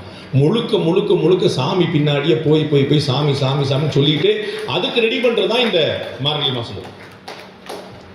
இந்த மார்கழியில தான் திருப்பாவை இருக்குது, திருவம்பாவை இருக்குது, திருவாதிரை இருக்குது, கிறிஸ்துமஸ் இருக்குது, அனுமன் ஜெயந்தி இருக்குது, வைகுண்ட ஏகாதசி. எப்படி இவ்வளவு நல்ல நாட்கள் ஒரு மாசத்துல? இது எல்லாமே தயார்படுத்துறது, சிவனுக்கு தயார்படுத்துறது, பெருமாளுக்கு தயார்படுத்துறது, கிறிஸ்துவுக்கு தயார்படுத்துறது, ஆஞ்சநேயருக்கு தயார்படுத்துறது, ஒன்றும் பாக்கி இல்லாமல் எல்லாத்துக்கும் தயார்படுத்துறது. அப்ப எல்லாத்துக்கும் நம்ம ரெடி பண்ணக்கூடிய மாதமாக இந்த மாசம் இருக்கிற மார்கழி இருக்கிறத பார்க்கணும். இதுல தான் அன்னை சாரதா தேவி பிறக்கிறாங்க, இதுல தான் ரமண மகர்ஷி பிறக்கிறார், இதுல தான் பாமன் சுவாமிகள் பிறக்கிறார். இது எல்லாமே அவ்வளவு புண்ணியமான காலமாக, அவ்வளவு புண்ணியமான பீரியடாக, கடவுளுடைய அருள் கொண்டதாக இந்த மார்கழி மாசம். இங்கே தான் எல்லாரும் இந்த பாவை நோன்பு அப்படின்னு ஒன்று மெயினாக சொல்றாங்க. பாவை நோன்பு ஆக்சுவலாக எல்லாருக்குமே இருக்கணும், ஆனால் பெண்களுக்கு தான் இருக்குது. ஏன் அப்படின்னா பெண்கள் தான் ஃபாலோ பண்ணுவாங்க, ஜென்ஸ் ஃபாலோ பண்ண மாட்டான். ஃபாலோ பண்ண சொல்லுவான், அதெல்லாம் கரெக்டாக ஃபாலோ பண்ணுவோம். எங்கள் அம்மாலாம் எப்படி பண்ணுவான் தெரியுமா? சரி உங்கள் அம்மா பண்ண நீ பண்ண என்னெல்லாம் சொல்லல, நீ தான். கலாச்சாரத்தை கடைசி வரை காப்பாற்றுகிறவர்களாக ஹிந்து மதத்தின், இந்தியாவின் தமிழ் பண்பாட்டின் பெரும் நம்பிக்கையாக இருப்பவர்கள் பெண்கள். பெண்கள் மட்டும்தான் இதை காப்பாற்ற முடியும், வேற யாரும் காப்பாற்ற முடியாது. பையனை கூப்பிட்டு கொஞ்ச நேரம் வெளியே போயிட்டு வாங்கன்னா அப்பா வேற எங்கேயாவது கூப்பிட்டு போயிடுவார். அம்மா குழந்தையோட பொழுது போகணும்னு கூட்டா இங்கே கூப்பிட்டு வந்துருவாங்க. உங்களுக்கு புரியுங்களா? அம்மா கூட்டு போற இடமே கோயிலா தான். நீங்க எல்லா இடங்களையும் பாருங்க, குழந்தைகள் அம்மாவோடு தான் இருப்பாங்க. அப்ப குழந்தைகள் யாரு? அடுத்த தலைமுறை.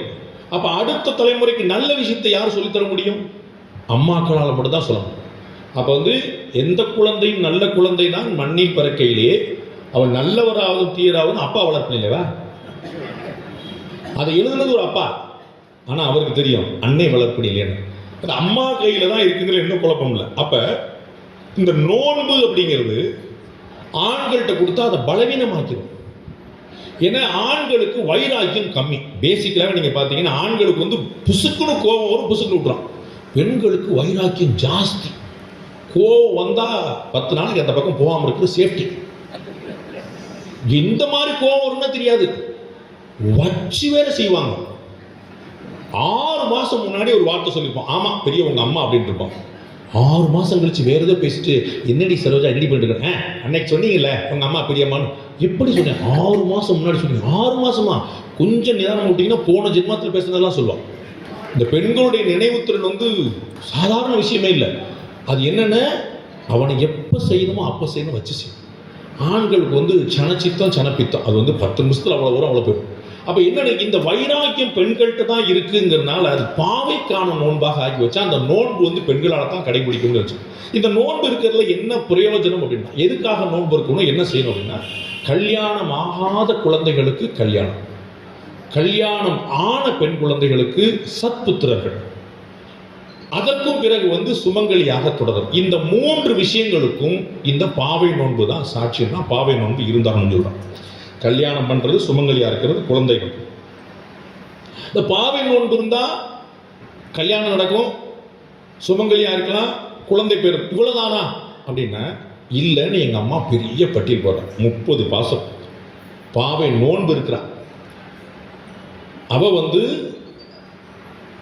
பெரியாருடைய பிள்ளை, பெரியாழ்வார் பெற்றெடுத்த பெண் பிள்ளை, பெரியாழ்வார் பெற்றெடுத்தவர். வேதக்கோன் அப்படின்னு, வேதங்களுக்கெல்லாம் ராஜா அப்படின்னு பெரியாழ்வாருக்கு பேர். அவருடைய பிள்ளையா பிறந்தவர். ஆனா கண்ணன் ஆயன் அப்படிங்கிறதுனால, கண்ணன் மாயன் மட்டுமல்ல, கண்ணன் ஆயன், ஒரு எதுகுல திலகன், அப்படி ஒரு யாதவன் அப்படிங்கிறதுனால தன்னை எதுகுல பெண்ணாக நினைச்சு தான் இருக்கக்கூடிய ஸ்ரீவில்லிபுத்தூரை பூரா ஆய்க்குடியாக நினைச்சு, அது ஆயர் குலமாக நினைச்சு, ஆயர் இருக்கக்கூடிய ஊராக கருதி அவ 30 நாள் போய் பெண்களை பூரா எழுப்பிட்டு வரான். அதனால தான் ஆயர் குலமாக ஆண்டாள் கருதினால தான் பாட்டா பாடுறா, பாட்டா பாடுறா, பாட்டா பாடுறா. ஏற்ற களங்கள் எதிர்வொங்கி மீதளிப்ப மாற்றாதை பால் சொரியும் வள்ளல் பெரும்பசுக்குன்னு ஒரு பாட்டு. பாத்திரத்தை வச்சு பால் கறந்தா பால் பாத்திரத்திலிருந்து தெரிக்குமா. ஏற்ற களங்கள் எதிர்வொங்கி மீதளிப்பன், பாத்திரத்தை தெரிக்குமா பால். அப்படி பால் பீச்சு. பால் கறந்துருக்கீங்களா? பால் பார்த்துருக்கீங்களா? நான் பால் கறந்துருக்கேன். எங்கள் வீட்டில் ஸ்ரீவில்லிபுத்தூர் 2 கறவை மாடு உண்டு, என்னை தவிர்த்து. என்னை சேர்த்து 3 மாடு. அது பால் கறக்கிறதுக்கு இந்த 2 இந்த கட்டவரலையும் இந்த ஆள்காட்டி வரலையும் 2ஐயும் ரொம்ப நீவிடணும். சும்மாலாம் போட்டு பண்ண முடியாது. அதில் பாலையே எடுத்து நம்ம மடியை தட்டி கொடுக்கணும். அதுக்கப்புறம் அதில் எண்ணெயை கூட சந்தனம் எடுத்துப்பாங்க. அந்த கதகதப்பு பால்லேருந்து ரத்தமும் பாலா மாதிரி அப்படியே வரக்கூடிய அந்த கதகதப்பு கண்ணுக்குட்டி போய் குடிச்சது போய் வீதின்னு அந்த பால் கறக்கிறதே ஒரு ரசமான அனுபவம். மாட்டில் பால் கறக்கிற மாதிரி அப்படின்னு சொல்லுவாங்கல்ல, அந்த அளவுக்கு ஒரு ரசமான அனுபவம். அப்போ ஊர் கூட அப்படி பால் கறந்து தான் இன்னைக்கு வரைக்கும் ஸ்ரீவில்லிபுத்தூர்ல பால்கோவான விசேஷமா இருக்கு. உங்களுக்கு புரியுதுங்களா? இந்த ஸ்ரீவில்லிபுத்தூர்ல என்னடா பால்கோவா, எங்க ஊர்ல இல்லாத பால்கோவான்னு யோசிக்கின்னு, இது எங்க ஆண்டாளம்மா உருவாக்கின பால், அதுல நாங்க உருவாக்கின பால்கோவா. உங்களுக்கு புரியல? அங்கிருந்து வந்தது இது. நம்ப மாட்டீங்க, ஒரு பெரிய ஸ்வீட் ஸ்டாலுடைய ஓனர், பேர் சொல்ல விரும்பல, அது பெரிய ஸ்வீட் ஸ்டாலுடைய ஓனர், பெரிய எல்லாருக்கும் தெரிஞ்ச ஒரு கடை, தமிழ்நாடு முழுக்க பிரபலமான கடை. அவர் எங்கள் வீட்டுக்கு வந்திருந்தார். வந்திருந்தபோது நம்ம டீ காஃபி கொடுத்துட்டு அவருக்கு எங்கள் ஊர் பால்கோவா முந்தின நாள் போயிருந்தேன். அது பால்கோவாவும் கொடுத்தேன். ஒரு பால்கோவா ஒரு வில்லல் சாப்பிட்டு, உங்கள் ஊர் பால்கோவாவா அப்படின்னாரு. ஆமாம் சார் அப்படின்னு. இன்னும் கொஞ்சம் கொடுங்கன்னு. நான் என்ன சார் அவ்வளோ பெரிய ஸ்வீட் ஸ்டால் ஓனர், நீங்கள் இன்னும் கொஞ்சம் பால்கோவா கொடுங்க அப்படின்னு. சார் எவ்வளோ பால்கோவா நான் தயாரிக்கலாம், அது ஸ்ரீவில்லிபுத்தூர் பால்கோவா மாதிரி வராது அப்படின்னா. ஏன் அப்படின்னா அவர் சொன்ன, ஏன் அப்படின்னா ஊர் பெருமைக்காக இல்லை, அந்த மண், அந்த புல்லு, அதை சாப்பிடுற அந்த மாடு, அந்த தண்ணி, அதுவும் அந்த மண்ணு, தண்ணி, புல்லு, அந்த மாடு, அதுல இருந்து வரக்கூடிய பால் அது வேற எங்கேயும் வராது சார். நான் அங்கிருந்து ஒரு மாடையே இறக்குமதி பண்ணாலும், அங்கிருந்து தண்ணியவே இறக்குமதி பண்ணாலும் அது வராது. ஸ்ரீவில்லிபுத்தூர் பால்கோவா அந்த மண்ணோடைய மகிமை, அந்த மண்ணோட மகிமை எங்க அம்மா. அவ சொல்ற, ஏற்ற களங்கள் எதிர்வங்கி மீதளிப்ப மாற்றாதை பால் சொரியும் வள்ளல் பெரும்பசுகள். பசுக்கள் எப்படியா? வள்ளல் பெரும்பம் 10 தடவை சொல்றாத. சாதா பசுக்கள் இல்ல, வள்ளல் பெரும்பசுகள். ஏன்? நீங்க மாட்டுல பால் கறக்காம விட்டுருங்க. நீ கண்ணுக்குட்டி போட்டோடனே மாட்டுல பால் சொல்லுங்க, கறக்காம விட்டுருங்க. தன்னால பால் வடிய ஆரம்பிச்சு, தன்னால பால். அது கொடுத்தது பசு. அதனாலதான் நமக்கு பசு தெய்வம். ஏன் நமக்கு பசு தெய்வம்? ஏன் நமக்கு பசு முன்கடிச்சுனா, பசு காருண்யமூர்த்தி. கண்ணுக்குட்டிக்கு தாம் பெற்றதுக்கு கொடுக்கும், அடுத்தவனுக்கு கொடுக்கும். நம்ம கொடுப்போமா? தாம் பெற்றதுக்கே கொடுக்க மாட்டோம். அன்கான்சியஸ் ஆனா தான் உனக்கு எழுதி கொடுப்பேன், உனக்குலாம் 1 பைசா நகட்ட மாட்டேன். பெற்றதுக்கே கொஞ்சம் டவுட் வந்துடும், நம்ம கொடுக்கலாமா வேண்டாமா. நம்ம உயிர் வேணாலும் நமக்கு அப்புறம் தான் செல்லுங்கனால உயிர் வேணாலும் சொன்னா, நீங்க இப்பயே மாற்றி விட்டா மொத்தமா பிடிங்கி விட்டு போயிடும் அப்படின்னு. எவ்வளவு முதியோர் கம்ப்ளைண்ட்லாம் வந்துருச்சு. என் பிள்ளை என்னைய பார்த்துக்க மாட்டான்னு கம்ப்ளைண்ட். பிள்ளைகள் அப்பாவை பார்த்துக்கணும்னு சட்டம். இந்தியாவா பிள்ளைகள் அப்பாவை பார்த்துக்கணும்னு சட்டம். யோசிச்சு பாருங்க. அப்ப இந்த மாடு, இந்த கண்ணு எப்படி தனக்கு போக, தன் குட்டிக்கு போக மற்றவர்களுக்கெல்லாம் கொடுக்கணும். நனைத்து இல்லம் சேராக்கும் நற்செல்வன் தங்கா என்ற பால் கறந்து வீடு சகதியா இருக்குமா. மண் வீடு இல்லையா அந்த காலத்துல, மாட்டு பாலா இருந்து வீடு பூரா சகதியா இருக்கும். அப்படி ஒரு சகதி, பாலில் கலந்த சகதி. கற்பனை பண்ணி பாருங்க. தண்ணி சகதி நம்ம வந்து பார்த்துருக்குறோம். மெட்ராஸில் நீங்கள் அடிக்கடி பார்க்கலாம், சென்னை புண்ணியத்தில். நீங்கள் வந்து பாலில் கலந்த ஒரு சகதிங்கிறது எப்படி இருப்பாரு, அப்படி இருக்கும். அப்படி வள்ளல் பெரும்பசுகள் இருக்கக்கூடிய ஒரு நாள் அம்மா வந்து பாவை நோன்பு இருக்கிறார். பாவை நோன்பு நான் மட்டும் இருந்தால் பத்தாது, இந்த சத் சங்கம்னு ஒரு வார்த்தையை சொல்கிறான் சார். நல்லாரோடு சேருது. நல்லாரோடு சேர்ந்தா என்ன நடக்கும்? நாம கெட்ட புத்திக்கு போனா கூட அவன் நமக்கு நல்ல புத்தி கொடுப்பான். இன்னைக்கு இடைவெளி மூடு சரியில்லடா, வேற எங்கேயாவது போகலான்னு பார்க்குறேன்டா அப்படின்னோடனே எங்கேயும் போகண்டா, வா மாப்பிள்ள கோயிலுக்கெல்லாம் வேண்டாண்டா. இல்லை மாப்பிள்ள வா மாப்பிள்ள. உடுக்கை இழந்தவன் கை போலே அங்கே இடுக்கன் களைவதான் நட்புனா, அந்த ஃப்ரெண்டு தான் வந்து தூக்க முடியும். அப்போ அந்த ஃப்ரெண்டு நல்லவனா நம்ம பார்த்துக்கல. உன் ஃப்ரெண்டு யாருன்னு சொல்லு, நீ யாருன்னு சொல்றேன்னு சொல்றோம்ல. நம்ம வீட்டில் சொல்லுவாங்க, நீ அவன் கூட சுத்தரவு விட மாட்டோம். நம்ம வீட்டம்மாவே சொல்லும், நீ அவன் கூட நீ என்னைக்கு சேர்றது நிறுத்தியோ அன்னைக்கு தான் உருப்படுன்னு சொல்லி நம்ம ஃப்ரெண்டை வச்சு நம்ம இருப்பாங்க. அவங்களுக்கு தெரியாது நம்ம தான் நம்ம ஃப்ரெண்டே கொடுத்துருப்போம். அது அவங்க வீட்டில் ஓடிச்சுக்கிட்டு இருப்பாங்க. அப்போ நம்மளே இந்த ஃப்ரெண்ட்ஷிப்பை வச்சுட்டு ஒரு தீர்மானிக்க முடியும். அப்போ ஆண்டாளம்மா என்ன செய்யறா, இந்த ஒரு பெரிய ஃப்ரெண்ட்ஷிப்பை கிரியேட் பண்றான். எல்லாரும் வீட்டுக்கும் கதவை தட்டி எந்திரிச்சு வா வா வா வா வா வான்ற. அப்ப எப்படிப்பட்ட ஒரு ரிலேஷன்ஷிப்பா இருக்கும். அதுதான் பாவை நோன்பு, அதுதான் சத் விஷயம், அதான் சத் சங்கம். அதாவது நான் கோயிலுக்கு போனேன், எனக்கு புண்ணியம் கிடைச்சது, அது மட்டும் பத்தாது. நான் கோயிலுக்கு போனேன், எனக்கு புண்ணியம் கிடைச்சது, அதே புண்ணியம் உனக்கும் கிடைக்கட்டும், இந்த லோகத்துக்கும். சர்வே ஜனா சுகினோ பவந்து, எல்லோருக்கும் ஆனதுன்னு சொல்லியிருக்கணும். நமக்கு மட்டும் இல்லை, லோக க்ஷேமத்துக்கு அப்படின்னு ஒரு யாகம் பண்ணுவாங்க. எங்கேயா பண்ணுவாங்களா? அரசியல்வாதிகளுக்கு சத்ரு சம்ஹார யோகம் தான் பண்ணுவாங்க. இல்லை எப்படியாவது நான் ஜெயிச்சிடணும் ஆண்டவரே அப்படின்னு பண்ணுவோம். நம்ம மட்டும்தான் லோகத்துக்கு பண்ணுவோம். இப்படி வந்து அது வந்து ஆண்டாள்கிட்ட சாத்தியமாச்சு. ஆண்டாள் அடுத்தவங்களுக்குலாம் சொல்றா, எல்லாருக்கும் எல்லே இலக்கிலேயே இன்னும் உறங்குதியோன்னு போய் தூங்கிட்டு உள்ள போய் எழுப்புறா, வாடா தட்டி எழுப்பி வாடா வாடா. அப்ப இந்த பாவை நோன்பு இருந்தா என்ன பலன் கிடைக்கும் அவளே சொல்றா. திருப்பா வந்து பெரிய ஆச்சரியம், வேதம் அனைத்துக்கும் வித்தாகும் அப்படின்ற. நீங்க வேதம் தெரியலன்னு வருத்தப்பட வேண்டியதில்லை, நீங்க 30 பாட்டு தெரிஞ்சிருந்தா போதும் அப்படின்ட்டு. ராமானுஜர் சாதிக்கிறார், 4000 தெரியாட்டா பரவாயில்ல, 30 கத்துக்கிட்டா போதும் அப்படின்ட்டார். இந்த 30 மட்டும் போதும் அப்படின்னு அவ்வளவு சொல்லிட்டு இருக்காங்க. எங்க ஊர்ல 30 தப்பாமைன்னு சொல்லிட்டு இந்த 30 பாசுரத்தையும் வந்து வருஷம் பெரிய பெண்களை கூட்டம் வச்சுட்டு பெருசாக கொண்டாடணும். இந்த திருப்பாய் வந்து அவ்வளவு பெரிய அற்புதம், வேதம் அனைக்கும் வித்தாகும் அப்படின்ட்டார். அப்ப இந்த பாவை நோன்பு இருந்தா என்ன ஆகும்னு ஆண்டாள் சொல்றா. முதல் பாசுரத்திலே சொல்றா, நாராயணனே நமக்கே பறை தருவான். பெரியவர்கள்லாம் சாதிக்கிறாங்க, 2 ஏகாரம் போடுறாங்க.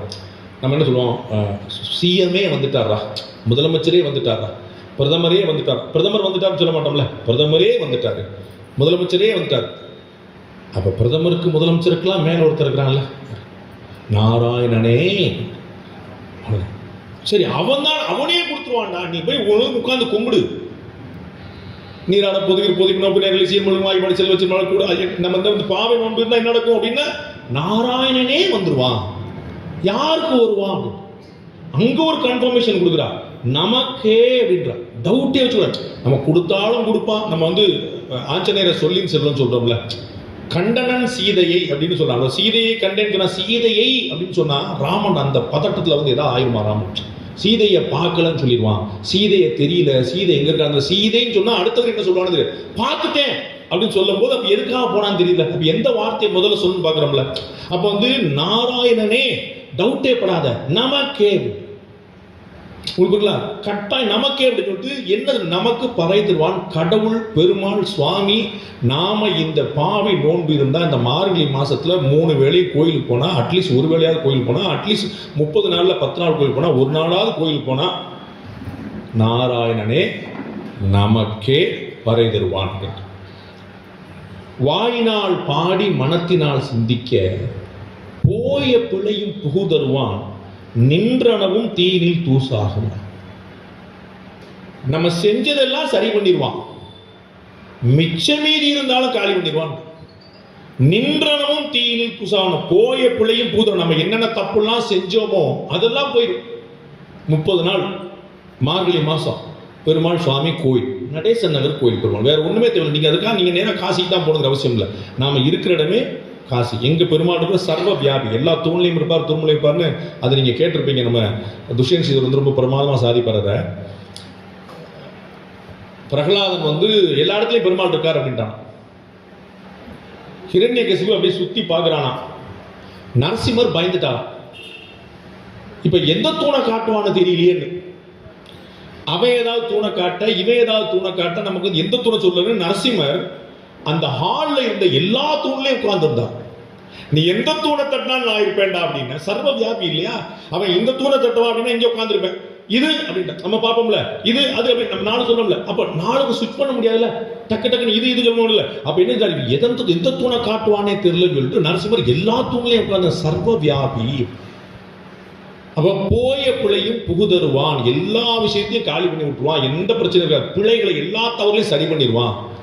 நின்றனவும் மிச்ச மீதி ஏதாவது இருந்தாச்சான இனிமே வரப்போறதா தான். நம்ம நீங்க பழைய காலத்தில் லெட்டர் எழுதும்போது உங்களுக்கு ஞாபகம் இருக்காது, ஒரு 50 வயசு மேலே எழுதிட்டே வரும்போது நிற்க அப்படிமா ஒன்று சொல்லிட்டே வர்றேன், வெயிட் பண்ணுங்க, நான் அடுத்த வேற ஒரு மேட்டர் போறேன், ஃபியூச்சர்ல அடுத்த விஷயத்துக்கு போறதுக்காக நிற்க. அப்ப நின்றனவும் அப்படின்ட்டு இனிமே வரப்போறதும் மிச்ச மீறி விடுபட்டதும் என்ன ஆகும்னா தீனில் தூசாகும்னா. தீக்கு மட்டும்தான் எல்லாவற்றையும் தீயாக்கும் சக்தி. தீக்கு மட்டும்தான் எல்லாவற்றையும் தீயாக்கும் சக்தி. எங்க தீ போனாலும் அது அத்தனை சாம்பலாக்கிடும், அத்தனை நெருப்பாக்கிடும். அது ஒரு பொருளா இருக்காது. காற்று ஒரு பொருளை கடந்து போனால் அந்த பொருள் அப்படியே இருக்கும். நீர் ஒரு பொருளை கடந்து போனால் அந்த பொருள் அப்படியே இருக்கும். நெருப்பு பொருளை கடந்து போனால் நெருப்பு மட்டுமே இருக்கும். நெருப்புக்கு மட்டும்தான் மொத்தத்தையும் சுவீகரிக்கக்கூடிய சக்தி எல்லாத்தையும். அதனால தான் அக்னி சாட்சியா அப்படின்னு.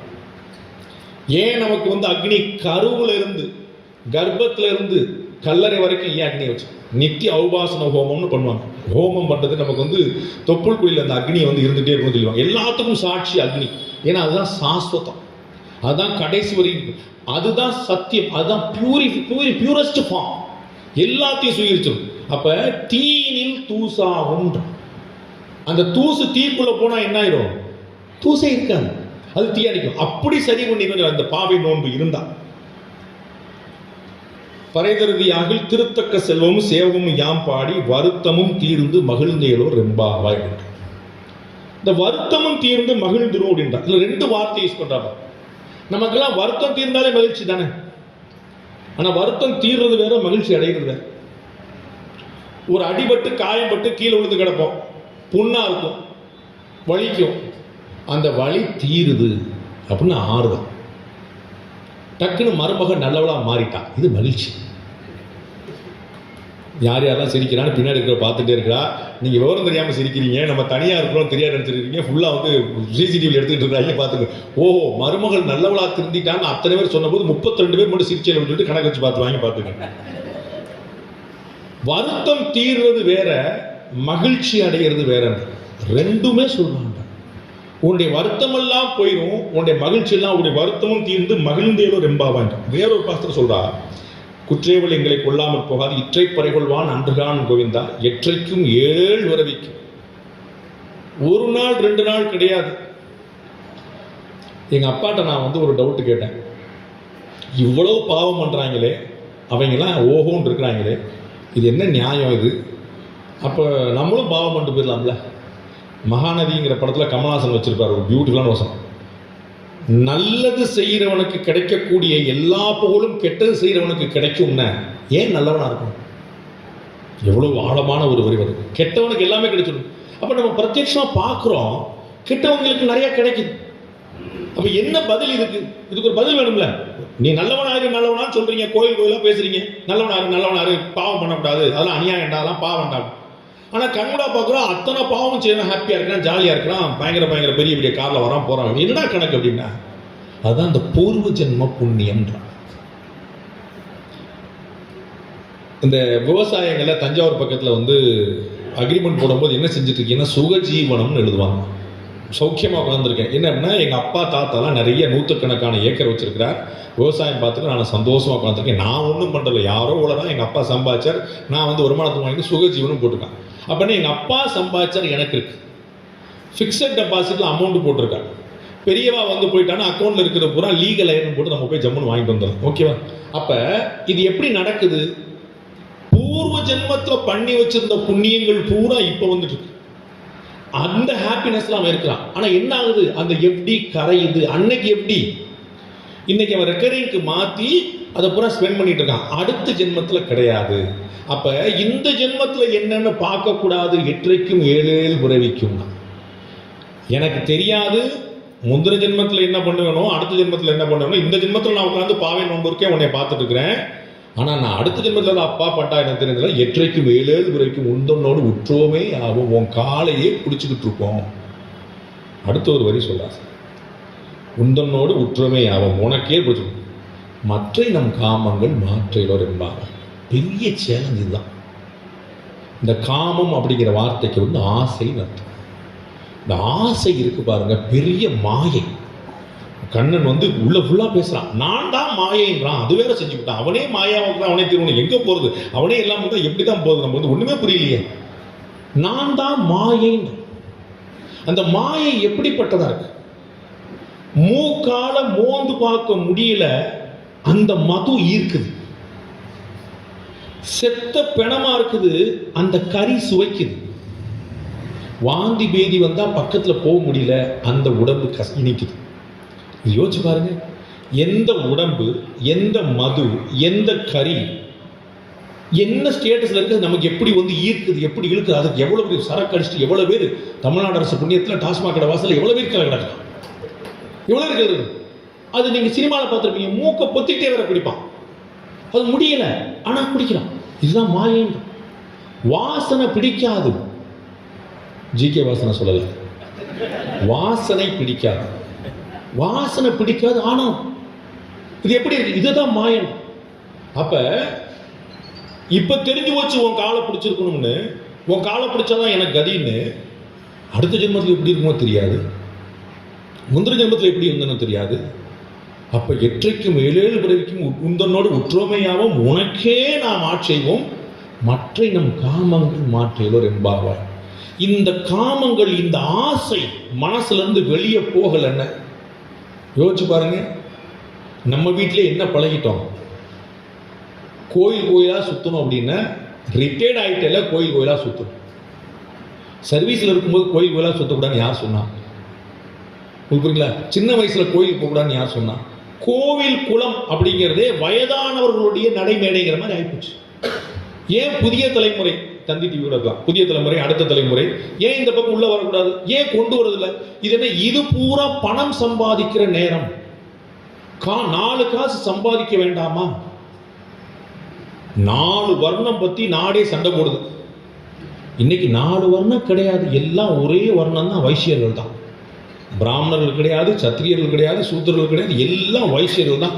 இப்படி பண்ணா எல்லாரும் யார் பாக்கெட்ல எவ்வளவு தேர்த்த முடியும் பார்த்துட்டு இருக்காங்க. எல்லாம் வைசியர்கள் தான், எல்லாம் பிசினஸ் மேன் தான், எல்லாத்துலயும் ஒரு கால்குலேஷன் தான் வச்சு. அப்ப அடுத்த ஜென்மத்தில் நம்ம என்னவா இருப்போமோ தெரியாது. எற்றைக்கும் 7 பிறவிக்கும் தான் நான் எப்படி மாற்றினு தெரியாதுங்கனால எனக்கு எல்லா காமங்களையும் மாற்றலும். நான் மனசுல எவ்வளவு ஆசைகள் வந்து நிற்கும், எவ்வளவு பேராசைகள் வந்து நிற்கும். பணம், வீடு, புகழ், ஒண்ணு அது இதுன்னு. அதுக்கு எங்கேயாவது முடிவு இருக்கா? இதுக்கு ஏதாவது ஒரு டார்கெட் இருக்குதா? எப்படியாவது ஒரு சொந்த வீடு கட்டிடுறேன் அப்படின்னு சொன்னா ஒரு சொந்த வீடு நிப்பாட்டானா? 2வது சொல்லிடும், எனக்கு வீடு ஓகே சார், என் குழந்தைகளுக்கு ஏன் போகும்போது வீட்டு எடுத்துட்டு போயிருவியா? குழந்தைகள் அந்த வீடு கிடையாதா? இல்ல குழந்தைகளுக்கு 2 குழந்தைகள் ஆச்சே சார், பின்னாடி சண்டை வரக்கூடாது, ஆளுக்கு ஒரு வீடா. அப்புறம் 3வது பையன் ஒருத்தர் இருக்கிறான், என்ன சரி, என் தங்கைக்கு என்ன சரி, என் மச்சானுக்கு என்ன சரி, மச்சினிக்கு என்ன சரி, பெரிய வீடு சின்ன வீடுலாம் தனிக்கணும். அவ்வளவு ஆசை நமக்கு வந்து எங்கேயுமே நம்ம விட போறோம். அப்ப எல்லா இடத்துலயும் ஆசைகள் வந்து முற்று பெறாத விஷயமா இருக்கு. இது அடைஞ்சிட்டோம். யாராவது ஒருத்தர் 10 லட்ச ரூபா சம்பாதிச்சேன்னா லைஃப்ல செட்டில் ஆயிருன்னு சொல்லுவாங்களா? 10 லட்ச ரூபா சம்பாதிச்சோன்னே கரெக்ட் பா, 1 கோடி ரூபா சம்பாதிச்சு செட்டில் ஆயிரும். 1 கோடி ரூபா வந்தவங்க 100 கோடி ரூபா. யாருக்கு? அம்பானி சம்பாதிச்சுட்டு இருக்கிறார் சார். எதுக்கு சார் இப்ப சம்பாதிச்சு என்ன சார் செய்ய போறாரு?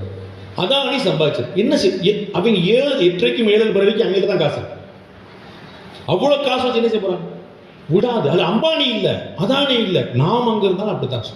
நமக்கு அதுக்கு ஒன்னே இல்லை, ஒரே ஒரு கடை வச்சுதான் சக்சஸ்ஃபுல்லா போச்சு. பக்கத்துல ஒரு பிரான்ச் போடும், செயின் ஆஃப் ஸ்டோர்ஸ் போடும், டிவியில விளம்பரம் போடும். நமக்கு அது விடவே விடாது. அப்ப என்ன, அந்த காமம்ங்கிறது அப்படிப்பட்டதா இருக்கு. ஆசைங்கிறது பேராசையா இருக்கு, சாதா ஆசையா கிடையாது, அது நிறைவேறாது. அப்ப அதை மற்ற நம் காமங்கள் மாற்றேலோர் என்பாவை என் ஓட்ட நான் வரணும். அப்ப என்னுடைய ஆசைகளை தூக்கி போடுன்னு ஆண்டாள் சொல்றா. அப்பதான் இது இந்த பாவி நோன்பு இருந்தா தான் சரியாகும். கடைசி பாசுரத்துல சொல்றா, என்னடா நடக்கும் இந்த மாதிரி நோன்பு இருந்தான்னு. எங்கும் திருவருள் பெற்று இன்புறுவர் என்பாவன். செங்கன் திருமுகத்து செல்வ திருமாலால் எங்கும் திருவருள் பெற்று இன்புறுவர். எங்கும் திருவருள் பெற்று. இந்த திரு அப்படிங்கிற வார்த்தைக்கு வந்து நிறைய அர்த்தங்கள். செல்வம் அப்படிங்கிற வார்த்தை போல, இயக்கம் அப்படிங்கிற வார்த்தை போல, அது ஒரு மல்டி மீனிங் உள்ள ஒரு வார்த்தை. இந்த திரு அப்படிங்கிறது வந்து வெறும் பணம் மட்டும் இல்லை. செல்வம் அப்படின்னாலும் வெறும் பணம் மட்டுமல்ல, அது ஒரு சௌக்கியம், அது ஒரு வசதி, அது ஒரு பெருமை, அது ஒரு மங்களம், அது ஒரு புனிதம். எல்லா இடத்துக்கும் திரு யூஸ் பண்ண மாட்டோம், எல்லா இடத்துக்கும் செல்வம் யூஸ் பண்ண மாட்டோம். அப்போ இது ரொம்ப ஒரு மங்களகரமான சொல். அப்போ திருவோடைய அருள், பெருமாளுடைய அருள், தாயாருடைய கிருபை மட்டும் இல்லாமல் எல்லா இடத்துலையும் இது என்ன ஆகும்னா, நான் பாட்டு பாடி நோம்பு இருந்து கோயிலுக்கு போயிட்டு வந்தா எங்கள் வீட்டில் திருவருள் பெருகும் சொல்ல, எங்கும் திருவருள் பெற்று இன்பர் வரும் பாபாய்மா, உங்கள் வீட்டில் திருவருள் பெற்று இன்பர் வருமா சொல்ல, எல்லா இடத்துலையும் எங்கும். அப்போ நமக்கு செய்கிற புண்ணியம், இந்த ஆறா இருக்குல்ல, இந்த கதிர் இருக்குல்ல, அது எல்லாத்துக்கும் கொடுக்குன்றான், அடுத்தவங்களுக்கும் போய் சேருன்றான். அப்போ இவ்வளவு விஷயங்கள் இந்த நோன்பு இருந்தால், இந்த மார்கழி மாதத்தில் இருந்தால் ஒரு பெரிய பலன் கிடைக்கும். நமக்கு ஒரு டவுட், கொஞ்சம் சயின்டிஃபிக்காக யோசிப்போங்க.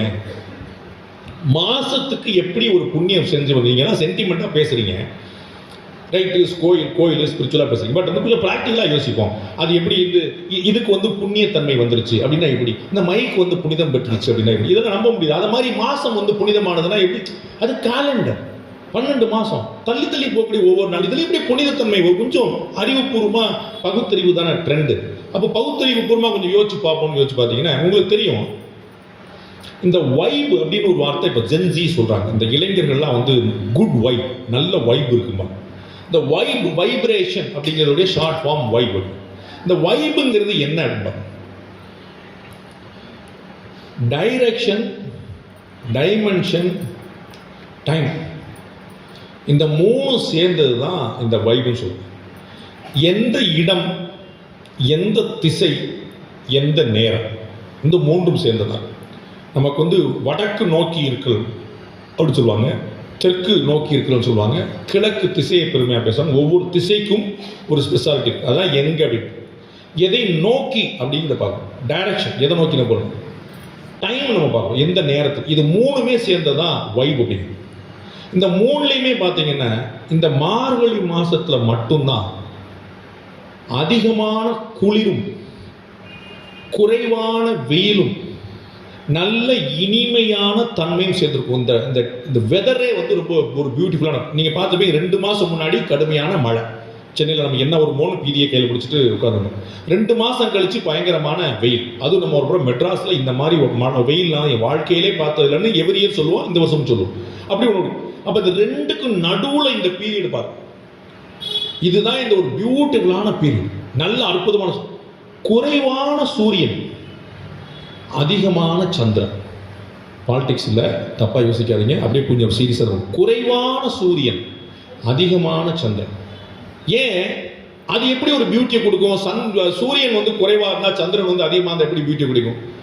வெயில் நேரத்தில் வெளியில உங்களால் அமைதியாக நிதானமாக இருக்க முடியாது. ஒரு பொன்மாலை பொழுதுல அல்லது அதிகாலை பொழுதுல உங்களால் நிதானமா யோசிக்க முடியும். வீட்டில் சண்டை ஆரம்பிச்சான்னு சொல்லுவோம், காலங்காத்தால் ஆரம்பிக்காது சொல்லிருக்கோம் இல்லையா? ஏன் காலங்காத்தால் ஒரு நல்ல மூடு, நல்ல வைப், ஒரு பியூட்டிஃபுல்லா, அப்பதான் the day starts, அப்போ ஆரம்பிக்கிறது. அப்ப அந்த பொன்மாலை பொழுதும் அதிகாலை பொழுதும் லென்த்தியா இருக்கக்கூடிய பீரியட் இந்த மார்கழி மாசம். அதிகமான காலை பொழுதும் அதிகமான இரவு பொழுதும் குறைவான பகல் பொழுதும் இருக்கக்கூடியது. அப்போ சூரியன் உதிக்கிறதே கம்மி, விடியல் கம்மி, விடியல் கம்மி. ஆனா இரவு, சந்திரன், நிலவு, குளிர்ச்சி இது அதிகம். அப்ப இதுல என்ன ஆகும்? ஏன் தியானம் பண்ணணும், மெடிடேஷன் பண்ணணும், இமயமலைக்கு போறான்? நம்ம செயின்ட் தாமஸ் மவுண்ட் கூட போலாம்ல, உங்களுக்கு புரியல? ஏன் இமயமலைக்கு போறான்? அங்கதான் அந்த குளிர், அந்த கடும் குளிர்ல தான் உள்ள. குளிருக்கு நம்ம என்ன செய்வோம் யோசிங்க. குளிருக்கு என்ன செய்வோம்? போத்திக்கணும். உள் ஒடுங்குதல். உடம்புல உள்ள குளிருக்கு ஹீட், கதகதப்பு கொடுக்கறதுக்கு நம்ம போர்த்திக்கணும். உள்ளத்துக்குள்ள இருக்கிறதுக்கு அப்ப உள்ள ஒடுங்கி நின்னா தான் நமக்கும் தெரியும். நீங்க பார்த்துருப்பீங்க, இந்த குளிர் காலத்துல தான் மனசு விரியும், புத்தி விரியும். நீங்க அலமாரி ஜன்னல் கதவுலாம் பார்த்துருப்பீங்க. வெயில் காலத்தில் பிரச்சனை இருக்காது, குளிர் காலத்தில் திறக்கும் போது அது ஏன் அந்த மரம் விரியுது, மரம் விரியுது, மனம் விரியுதான்னு யோசிக்கிறேன். அந்த மனம் விரிகிறதுக்கான காலம் தான் இந்த மார்கழி, இந்த குளிர்காலம். அப்போ அதிகமாக நமக்குள்ள சூடை ஏற்றிக்கிட்டு அமைதியாக ஒரு இடத்துல இருந்து வெளியில் அதிகமாக அலையாமல் அதிகாலை பொழுதுல பொன்மாலை பொழுதுல கொஞ்சம் யோசிக்க ஆரம்பித்தோம். அது சாமியை பற்றி தான் யோசிக்கணுங்கிற அவசியம் இல்லை, நம்மளை பற்றி யோசிக்க ஆரம்பித்தோம்னாலே நல்ல விதமாக கொண்டு அது அந்த மாதத்துடைய அதுதான் அந்த வைப். நீங்கள் ஏப்ரல் மே மாதத்தில் பகலில் 12 மணிக்கு மொட்டை மாடியில் உட்காந்து நான் என்ன பாண்டே என்ன சொல்கிறது, அவன் என்ன பெரிய பருப்பான், நான் இப்போ ஞானம் பெறப்போகிறேன், நீங்கள் மொட்டை மாடியில் உட்காரு, உங்களுக்கு ஆட்டோமேட்டிக்காக ஒரு ஞானம் தெரியும். என்ன மொட்டை மாடி சுடுது உங்களுக்கு புரியுது, அது ஆட்டோமேட்டிக்காக தெரிஞ்சிடும். அப்போ இந்த டைம், இந்த பீரியட், இந்த மூட், இந்த கிளைமேட், இது தபஸுக்கு உகந்த மாதம்ன்றான்.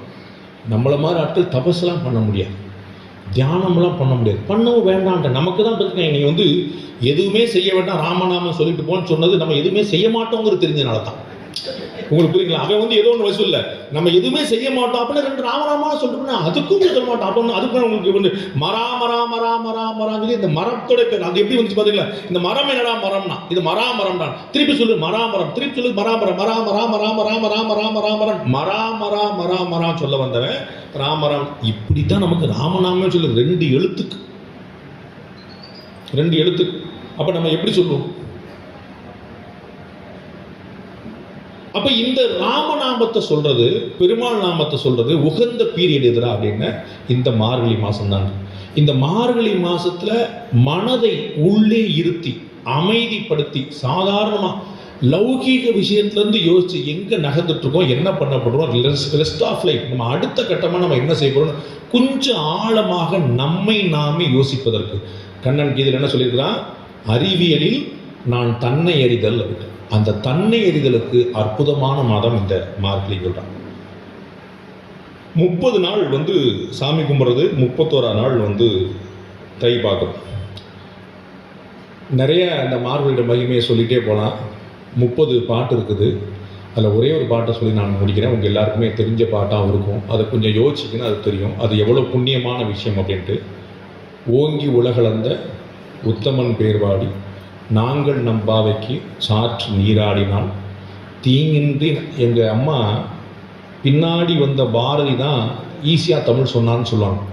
எங்கள் அம்மா அவளோட பல 100 ஆண்டுகள் முன்னாடி ஈஸியாக தமிழ். ஓங்கி உலகளந்த உத்தமன் பேர்வாடி நாங்கள் நம்பாவைக்கு சாற்று நீராடினால் தீங்கின்றி நாடெல்லாம் திங்கள் மும்மாறி பெய்து ஓங்கு பெரும் சென்னல் ஊடு கயல் உகழ நெல்லு முளைச்சி நெல்லுக்கு இடையில மீன் துள்ளுமா. ஓங்கு பெரும் சென்னல் ஊடு கயல் உகழ. இது நம்ம பார்த்துருக்க மாட்டோம், விவசாயம் பண்ணுறோம் பார்த்துருப்பான். நீங்கள் இதில் உள்ளே போய் பார்த்தீங்கன்னா தெரியும் உங்களுக்கு. நாகப்பட்டினம், கடலூர், அந்த பக்கம் நம்ம வந்து தஞ்சாவூர் டெல்டா போயெல்லாம் பார்த்தீங்கன்னா ஓங்கு பெரும் சென்னல் ஊடு மாப்பிள்ளை சம்பான்னு ஒரு நெல் இருக்குது. இவ்வளோ பெருசாக இந்த மாப்பிள்ளை முறுக்குன்னு அவ்வளோ பெருசாக இருக்கும், அந்த மாதிரி அவ்வளோ பெருசாக இருக்கும். ஓங்கு பெரும் சென்னல் ஊடு கயிறு உலக பூங்கோலை போதில் பொறிவண்டு கண்படுப்ப தேங்காதே புத்திருந்த சீர்த்த முளை பற்றி வாங்க குடம் நிறைக்கும் வள்ளல் பெரும்பசுக்கள் நீங்காத செல்வம் நிறைந்துன்னா அந்த நீங்கா செல்வம் அத்தனை பேருக்கு நிறைந்திருக்கட்டும். நன்றி.